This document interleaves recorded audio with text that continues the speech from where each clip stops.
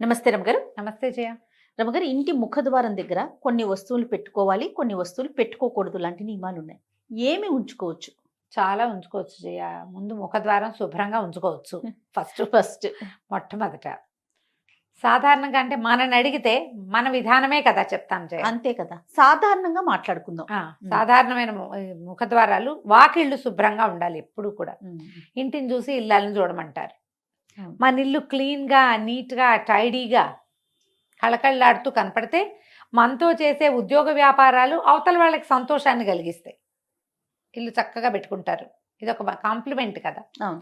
ఇప్పుడు ఇల్లు చూడంగానే క్లీన్గా ఉందనుకో, మన మీద ఒక పాజిటివ్ వైబ్ వస్తుంది అవతల వాళ్ళకి. ఇప్పుడంతా వైబ్స్ మీదే కదా నడుస్తుంది. అంతా వైబ్సే. నెగిటివ్ వైబ్స్ నాకు కొట్టేస్తున్నాయి, పాజిటివ్ వైబ్స్ మాకు వచ్చేస్తున్నాయి, టెన్షన్ వైబ్స్ కూడా మాకు వస్తున్నాయి. వాళ్ళు టెన్షన్ పడితే మాకు అంటుతోంది. వాటి మీదే మాట్లాడుకుంటుంది అంత. యంగ్స్టర్స్ అందరూ వైబ్స్ గురించే మాట్లాడతారు. చాలా పాజిటివ్ వైబ్స్ వస్తాయి నన్ను చూస్తే. అలాగే జరుగుతుంది. మన ఇల్లు కూడా పాజిటివ్ వైబ్ వచ్చేలాగా వాకిలి ఉంచుకోవాలి.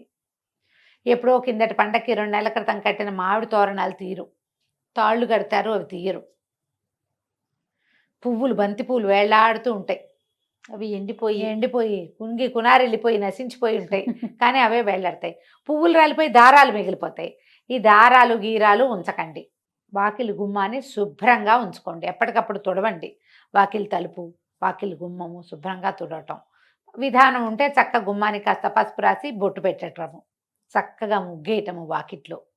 ఈ జాజు అవి రాసి ఏదో డిజైన్ అంతా చేయలేకపోయినా ఓకే, మనకు వచ్చింది ఏదో. వాకిలి శుభ్రంగా ఉంచి ఓ తెల్లటి ముగ్గు ఒకటి కనపడుతుంటే కళగా ఉంటుంది. Positive vibe. ఎప్పుడు వాకిళ్ళకి ముందుగా చీపుళ్ళు పెట్టద్దు. వాకిలి గుమ్మాల కానించి వాకిలి తొలవాకిలి గుమ్మం వెనకాల, తలుపు వెనకాల చీపుర్లు గీపుర్లు పెట్టబోకండి. చీపురు, చేట, బూజుకర్ర, చెప్పులు తలవాకిలి దగ్గర పెట్టద్దు. ఇవేవి మీకు పాజిటివ్ వైబ్ని కలిగించవు. వెగటుగా, ఆడ్ మ్యాన్ అవుట్ లాగా, ఉండకూడదు ఏదో ఉన్నట్టుగా అలాంటి భావాలు కలిగిస్తాయి.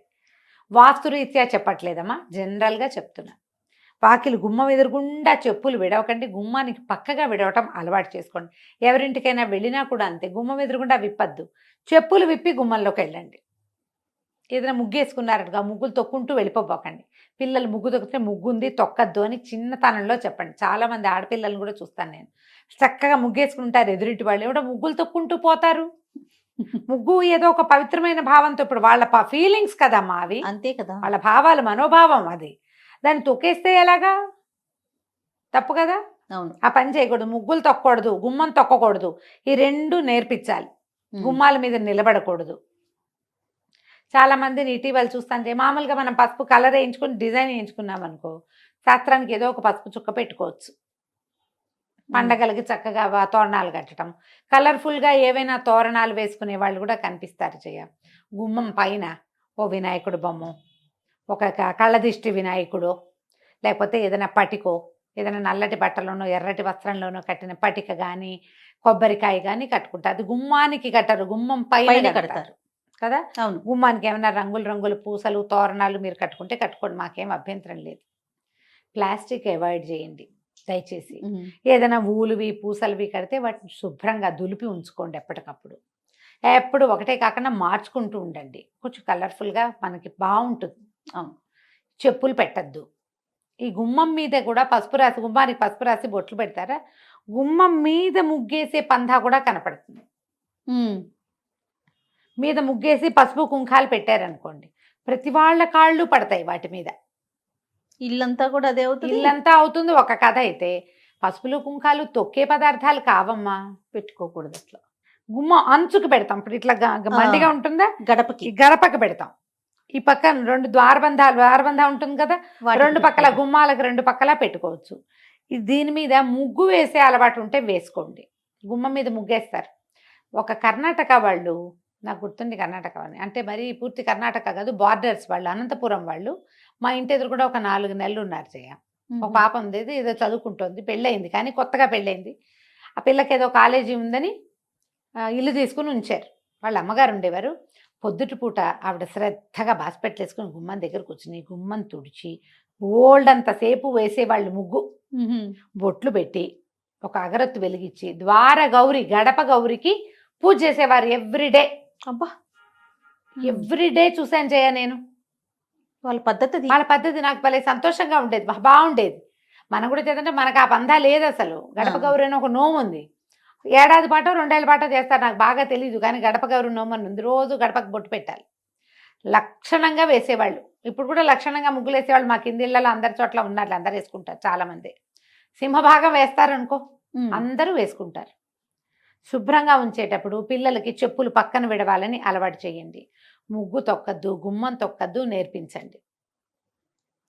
ఇప్పుడు ఇవి పెట్టాల్సినవి ఏం పెట్టాలి గుమ్మం దగ్గర అంటే ఒక్కొక్కళ్ళు ఒక్కొక్క విధానం చెప్తారు. ఈ పూజా టీవీ, భక్తి టీవీ, పుస్తకాలు, వాటన్నిట్లలో కూడా మనకేం కనపడుతుంది, ఈ గుమ్మం మీద పాల చుక్కలు వేయండి. అటు ఇటు పాల చుక్కలు వేస్తే లక్ష్మీదేవి ఇంట్లోకి వస్తుంది. నేనైతే నమ్మనమ్మా, మీరేమనుకోకండి. నేను వినలేదు రమ్మగారు. ఓకే. పాల ప్యాకెట్ కట్ చేసి 2 చుక్కలు పోస్తారు, ఆ పాలు ఇట్లా ప్రవహిస్తాయి. పాలు పొంగినట్టు స్త్రీలు పొంగుతాయిట. ఏం పొంగుతాయో, పచ్చి పాల చుక్కలు మీరు గుమ్మం మీద వేయటం వల్ల చీమలు దోమలు చేరుతాయి. మొదటిది. ముసమలు చేరుతాయి. రెండోది. కాస్త ఎక్కువ పోసారంటే కాలు జారి పడతారు. మూడోది. ఇల్లంతా పాల వాసన ఉంటుంది. నాలుగోది. పాలు నేల మీద పోయకూడని వస్తువులలో ప్రధానమైనవని దయచేసి తెలుసుకోండి. పంచామృతాల్లో ఒకటి పాలు. పసుపు కుంకాలు మంగళ ద్రవ్యాలు, అవి నేల రాలకూడదు. నెంబర్ 1. పాలు, పెరుగు, నెయ్యి, పంచదార, తేనె, ఇవి పంచామృతాలు. పాల కడలిలో అమ్మవారు పుట్టింది. వాకిట్లో పాలు పోస్తే పుట్ల, అది చెయ్యొద్దు. అదంత మంచి పద్ధతి అయితే కాదు. ఈ ప్రయత్నం మానేసుకోండి. చక్కగా ముగ్గేసుకోండి, నీట్గా క్లీన్గా ఉంచండి. ఒక కాళ్ళు తుడుచుకునే పట్టా ఏదో వేసుకుంటాం లోపల బయట. అవును, బయట ముగ్గేస్తారు కాబట్టి లోపల పట్టా వేసుకోండి, సరిపోతుంది. గుమ్మం ఎదురుగుండా కొంచెం మంచి పట్టా ఏదైనా దేవుడిదో ఏదైనా పెట్టండి, చాలు. ఇంతే సరిపోతుందమ్మా. గవ్వలు పెడదామా, శంఖాలు పెడదామా, అదేదో పెడదామా, అవి ఏవి పెట్టినా కూడా మన తత్వం, మన పరిస్థితి, మన గ్రహస్థితి బాగుంటేనే లక్ష్మీదేవి వస్తుంది. వీటి వల్ల పెద్దగా ఏం ప్రయోజనం ఉండదు. ఎందుకు ప్రయోజనం లేని పనులు చేయటం? పెట్టడం ఒక ఎత్తు అయితే దాని శుభ్రత కదా, శుభ్రత తీసుకోగలిగితే పోనీ ఏమైనా ఏదో పెట్టుకోండి, మీ ఇష్టం. పెట్టకూడని వస్తువులు మొదటే చెప్పా, చెప్పులు పెట్టద్దు, చీపురు, చేట అలాంటివి పెట్టద్దు. ముఖద్వారం వెనకాల ఏ వస్తువులు పెట్టపోకండి. డోర్కి వెనకాల ఖాళీ ఉంచండి చక్కగా. తలుపు వెనకాల ఏమైనా తగిలించటము, గొడుగులు తగిలించుకోవటము చేస్తాం మనం.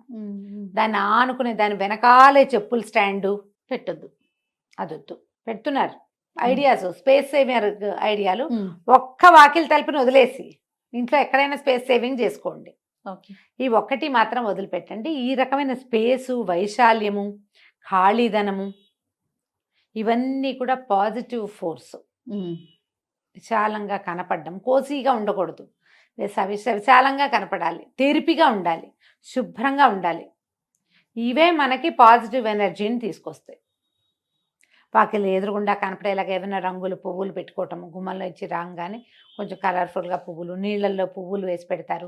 ఓ కృష్ణమూర్తి చక్కగా మురళి ఊదుతున్నవాడు, ఓ గోవు పిల్ల, ఆవు దూడ పెట్టుకుంటాము.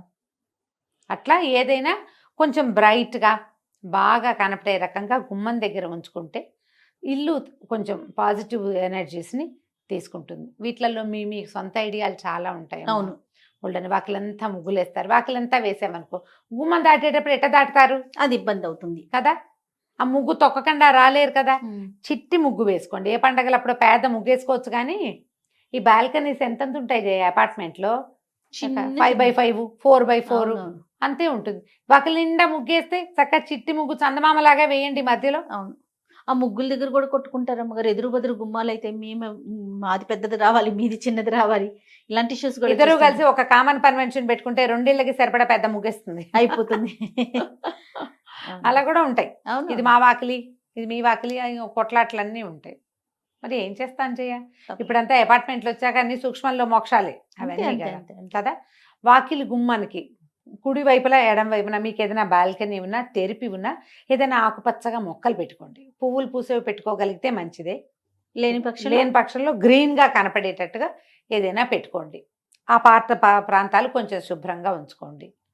అంతే చేయగలుగుతాం కదా. అంతకంటే చేయగలమా? ఏమైనా చేయమని. ఇంకా అంతకు మించి ఇంకేముంటుంది. ఇప్పుడు ఇండిపెండెంట్ ఇల్లు అయితే మీకు మేము చెప్పేది ఏం లేదు. అంతే కదా. బ్రహ్మాండమైన ఇల్లు, మన ఇష్టం, ఏదైనా చేసుకోవచ్చు, ఏదైనా చేయొచ్చు. గ్రీనరీ పెట్టచ్చు, చక్కగా నెమలి పించాలు పెట్టచ్చు, ఓ కృష్ణుడిని పెట్టచ్చు, ఓ వినాయకుడిని పెట్టచ్చు.